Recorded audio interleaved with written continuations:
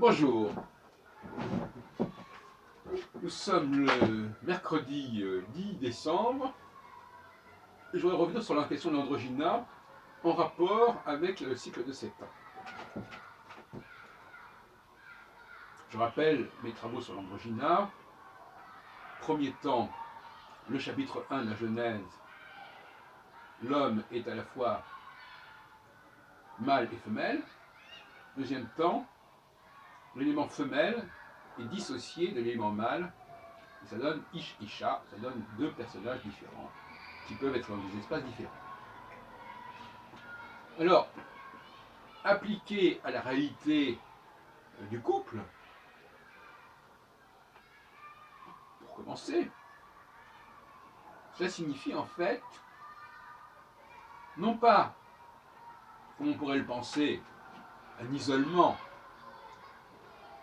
de l'homme en phase androgynale, c'est-à-dire en phase conjonctionnelle, quand Saturne est conjoint ou s'approche de la conjonction avec une des quatre étoiles fixes royales que sont Aldébaran, Antares actuellement, Fomalo et Régulus, mais une exigence en tout cas de fusion, une exigence fusionnelle, ce qui signifie que le couple est perçu comme devant vivre dans un espace commun, dans un temps commun, et partager un maximum de choses satellites.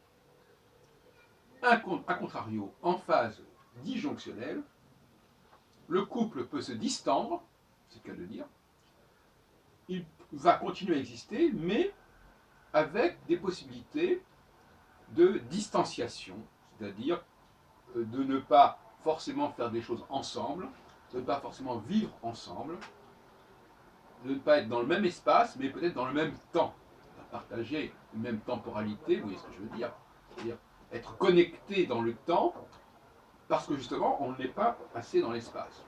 Alors qu'inversement, on pourrait dire, par un souci de rhétorique, que la phase conjonctionnelle veut qu'on soit connecté dans l'espace, et pas forcément dans le temps. Ça veut dire que l'on passe du temps ensemble,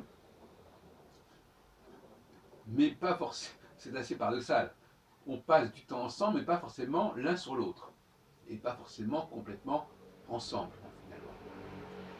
Voilà. Donc, il faut bien comprendre cette dialectique, que je récapitule, n'est-ce pas? La phase conjonctionnelle, c'est quand on est en phase disjonctionnelle et qu'on passe en phase conjonctionnelle, il y a une exigence d'un vivre ensemble plus fort, d'une communauté de vie plus forte. Quand on passe de la phase conjonctionnelle à la phase disjonctionnelle, il y a une volonté de ne plus être trop l'un sur l'autre, de vivre pas dans la séparation complètement, mais dans une forme de disjonction, c'est-à-dire que on se donne un peu plus d'air pour vivre ensemble.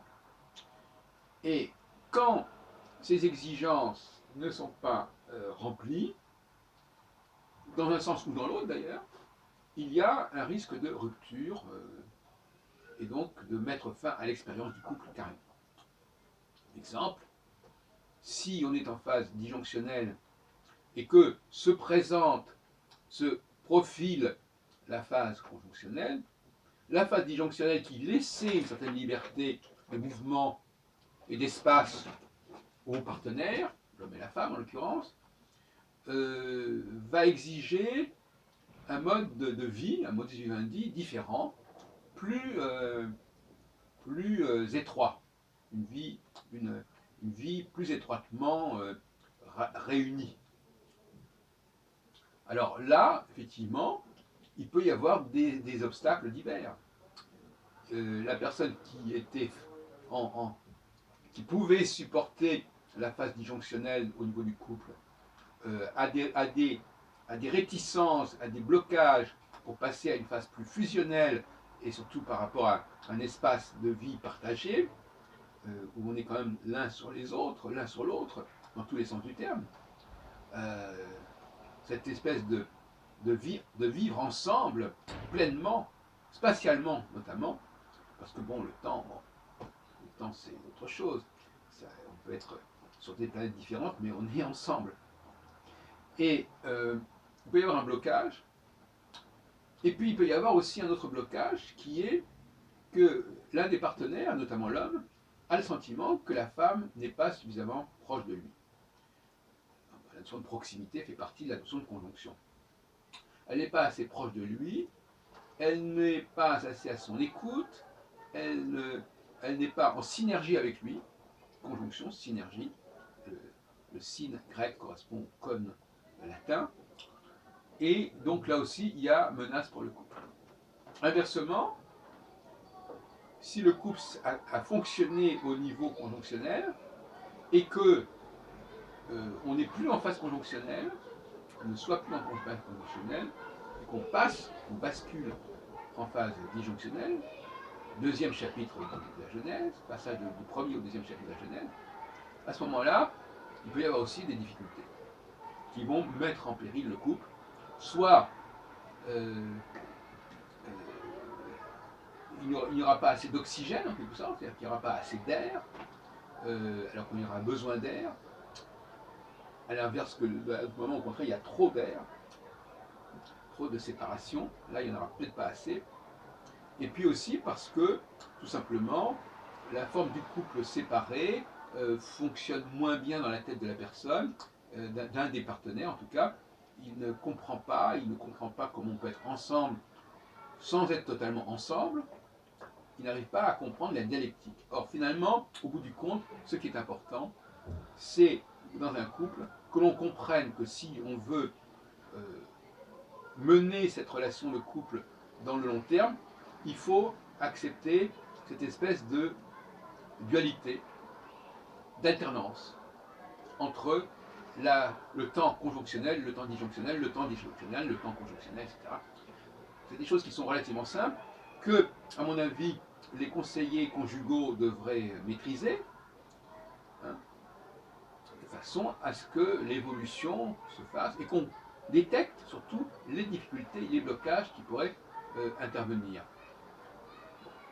Alors, dans d'autres domaines, si on transpose la question du couple à la question des relations avec autrui, il serait par exemple que dans le domaine du travail, on a la même problématique, à savoir que à un certain moment, on préférera les machines aux personnes. Parce que la machine, elle est plus fusionnelle que la personne. J'ai un rapport fusionnel plus fort avec mon ordinateur qu'avec une autre personne.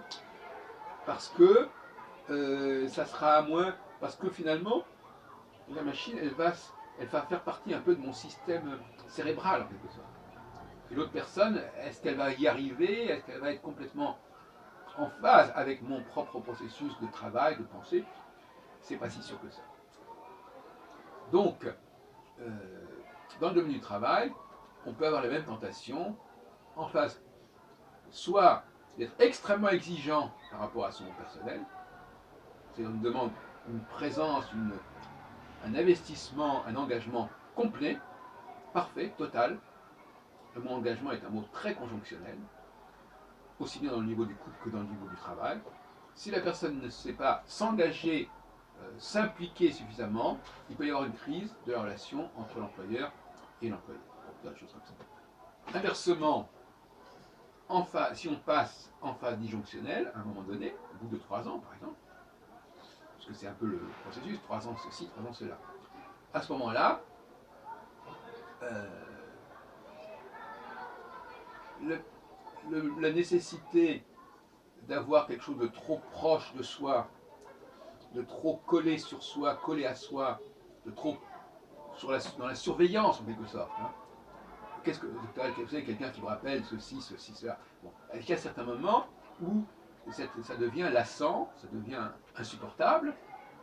Il va falloir prendre de la distance, sans menacer forcément la relation de travail. Et là encore, ça peut ne pas fonctionner aussi bien d'un côté que de l'autre. D'un côté, le changement, l'évolution du processus peut être mal vécu, dans un sens, ou peut être mal vécu dans l'autre sens, peut être l'objet de frustration par rapport à la phase précédente, etc. etc. On a donc là toute une problématique qui est intéressante et qu'on peut retrouver probablement au niveau, par exemple, du gouvernement, parce que le gouvernement c'est aussi une entreprise, finalement, c'est aussi un rapport humain, une équipe, etc. Comme d'ailleurs une équipe de football, c'est pareil.